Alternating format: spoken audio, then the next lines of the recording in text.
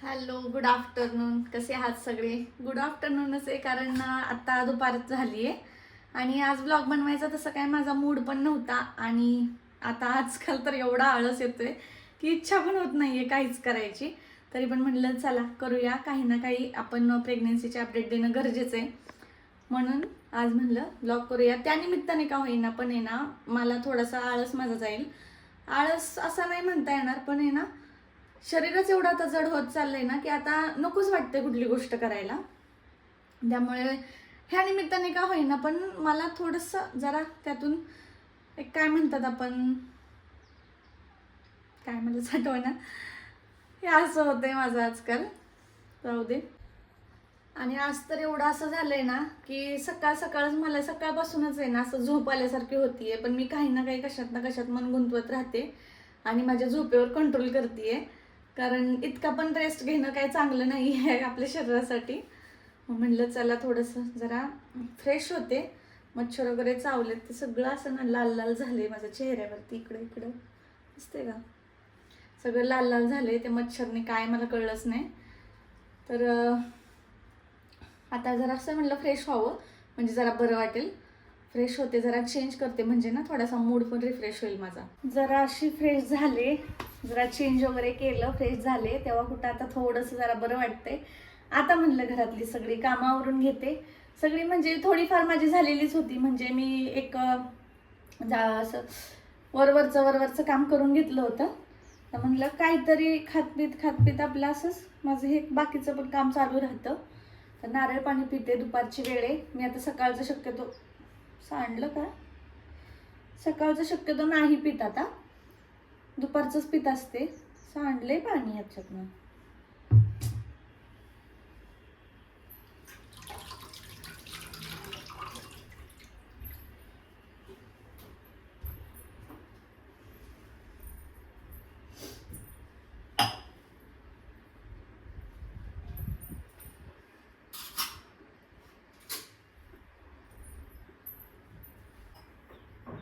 आता जर हे नाही ना पिलं तर नवरा आल्यावर पक्का ओरडणार आहे.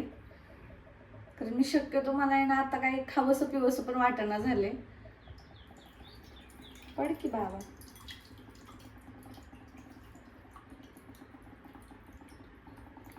8वा महिना लागल्यापासूनच मला असं व्हायला लागले की ना माझी पूर्ण एनर्जीच गेल्यासारखी झाली आहे. म्हणजे जसं पोट वाढतंय ना तसं माझ्यातली एनर्जीच पूर्ण संपत गेली आहे अजून.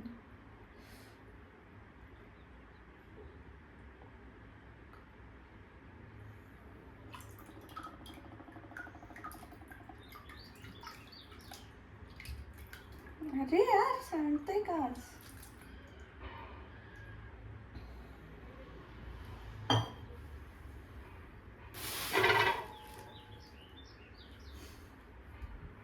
स्ट्रॉ होती, मी का काढत बसले.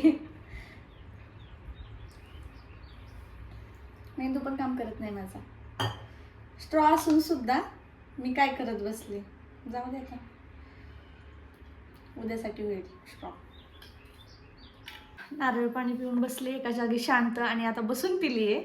आणि जसं आता मला 8वा महिना चालू झालाय का नाही, की मला एवढे प्रॉब्लेम व्हायला लागलेत ना की 7व्या महिन्यापासूनच होतं ते. म्हणजे तसे की पोट दुखणं आणि पोट रात्रीचं कडक होणं, चाललं तर ते राहायचं पण ते तो प्रॉब्लेम होताच.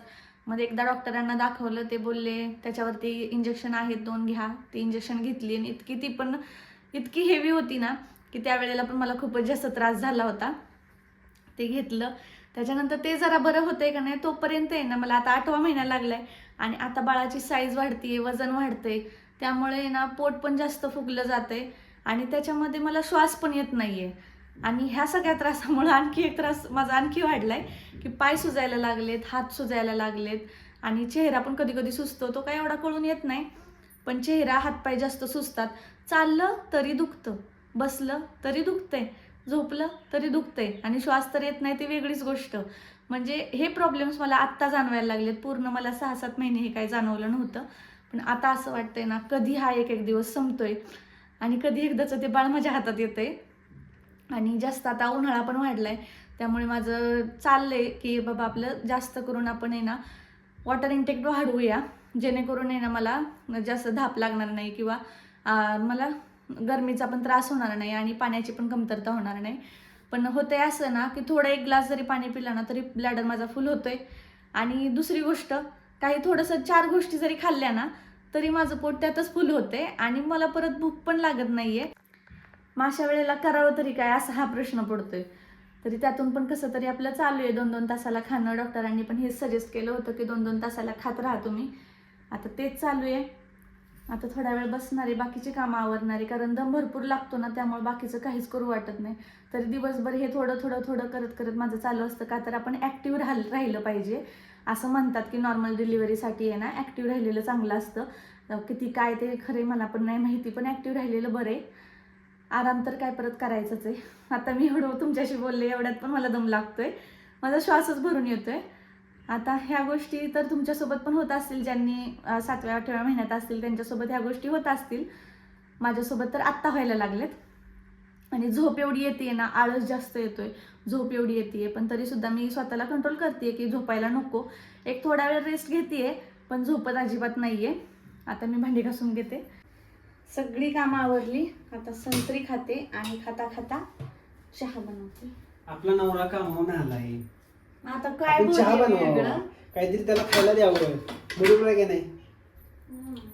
आणि म्हणजे काय, सगळे कमेंट मध्ये म्हणतात मी किती सेवा करतो, मी किती मदत करतो तुझ्या कामात, असं म्हणतोय मी तुला. काय बघू तोंड मदत करतो 10 वेळा मला ह्यांच्या माग लागायला लागतं. नको माझ्या डोळ्यात नको, तुमच्या डोळ्यात कर, तुमच्या डोळ्यात जास्त घाण असते. थांबा की, काय संबंध आहे का तुमच्या डोळ्यात जास्त घाण असतं? मग तुम्ही गाडीवर प्रवास करता, त्याच्यात नाहीच. वात आला थांब हे लावते. काय वात आली ना तुला, माचीस लाव. असा मजाक उडवतात माझा, त्यांना कळल. काय ते करेल? तुम्ही बाई नाही ना, तुम्हाला माहित नाही तुम्हाला काय काय त्रास होतात ते प्रेग्नेन्सीत. हे उडणच झाले. काय करणार, ज्याचं त्याचं असतं. दूध आणत फ्रीज. तू आज कशा संदर्भात ब्लॉग बनवलायस? मी बनवलाय असाच डेली रुटीन. म्हणजे दिवसाचा इन्कम. मला काय त्रास होतो ना मी शेअर करते माझ्या सबस्क्रायबर सोबत, कारण त्यांना माझी काळजी, तुम्हाला नाही. हिच्या नादाला लागू नका, ही लय डेंजर काम आहे. मी माझा त्रास शेअर करते त्यांच्यासोबत, त्यांना खरंच आहे काळजी. काय खाणार आहेस, काय आणू? बिस्किट आणा आणि दूध घ्या फ्रीज मधलं पहिलं.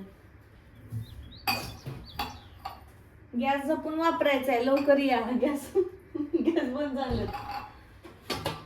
आपण आताच भरलाय. आमचा 2-2.5 महिने जाणार.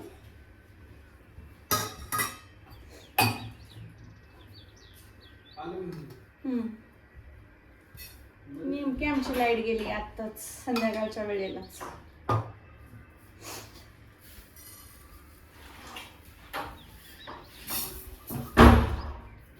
शक्यतो मी आता गरमीचा एवढा चहा पित नाही, कारण आता मला दम पण एवढा लागतो. पण आज मला भूक लागली आहे म्हणून आधी संत्री खाते मग चहा पिते, म्हणजे मला जळजळणार नाही आणि मळमळ पण होणार नाही. काय झालं, आमच्या गाडीची हवा गेली. पंक्चर झाली का हवा गेली?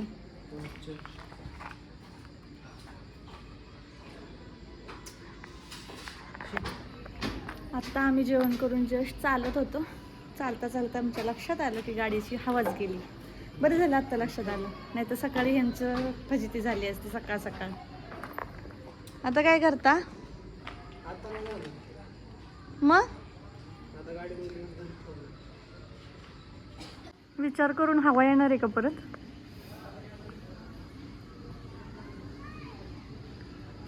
हा मी नाही, तुम्ही आणा, माझं पाय दुखतं त्यात. काहीतरी वाटलं पाहिजे माणसाला, मलाच दरवेळेला कामं सांगतात. 15 मिनिटं पण नाही झाले चालून. चला चाल तू. नाही तुम्ही पण चला. तू चाल की. बघा अशी साथ देतात माझी.